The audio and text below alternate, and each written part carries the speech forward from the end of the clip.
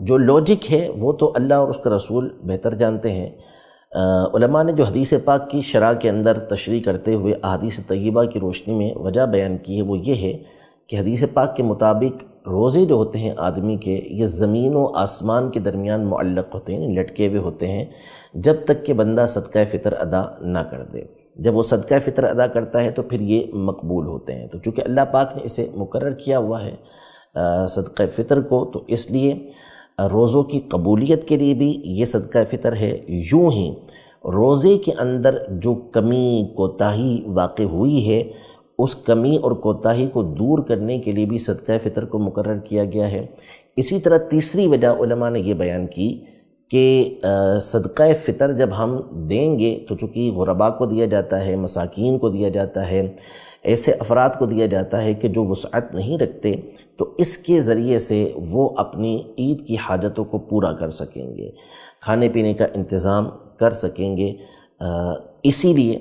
اب دیکھیں پچھلے زمانے کے اندر جو ہوتا تھا وہ یہ ہوتا تھا کہ باقاعدہ گندم دی جاتی تھی، گیہوں دیے جاتے تھے، جو شریف دی جاتی تھی، کھجور دی جاتی تھی، کشمش دی جاتی تھی، اور یہ باقاعدہ اس زمانے کے اندر کھانے ہوتے تھے جسے استعمال کیا جاتا تھا اور کھانے کے طور پہ استعمال کرتے تھے۔ لیکن ظاہر ہے کہ زمانہ تبدیل ہوتا گیا، لوگوں کی حاجتیں تبدیل ہوتی گئی اور مختلف قسم کی ضروریات یہ بڑھتی گئیں، تو اب دو چیزوں کو پیش نظر رکھنا چاہیے کہ یہ چیزیں اگرچہ دے سکتے ہیں، لیکن اس میں بہتر یہ ہوتا ہے کہ اس کی رقم دی جائے تاکہ اس کے ذریعے سے لوگ اپنی حاجتوں کو پورا کریں۔ دوسرا، حاجت کو دیکھیں کہ اس زمانے کے اندر حاجت کیا بندے کی 320 کے اندر پوری ہو جائے گی؟ تو جو شریعت نے حکم دیا ہے اس کے مطابق ہم 320 روپے کم از کم بھی ادا کر لیں گے اس سال میں، تو یعنی جو 1444 سنہ ہجری جو ہے، اس میں 320 روپے ہم نے ادا کیے پاکستان کے اندر، تو ہمارا صدقہ فطر ادا ہو جائے گا۔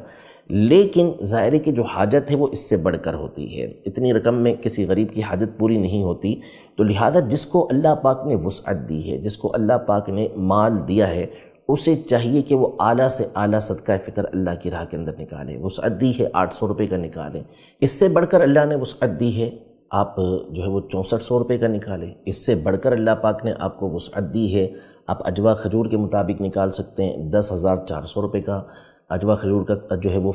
صدقہ فطر بنتا ہے، وہ آپ ادا کیجئے تاکہ حاجتیں پوری ہو سکیں۔ تو انشاءاللہ تبارک و تعالیٰ اس سے حاجتیں پوری ہوں گی، ہمارے روزے کے اندر جو کمی واقع ہوئی ہوگی وہ بھی دور ہوگی، اور روزے ہمارے اللہ کی بارگاہ میں مقبول ہوں گے۔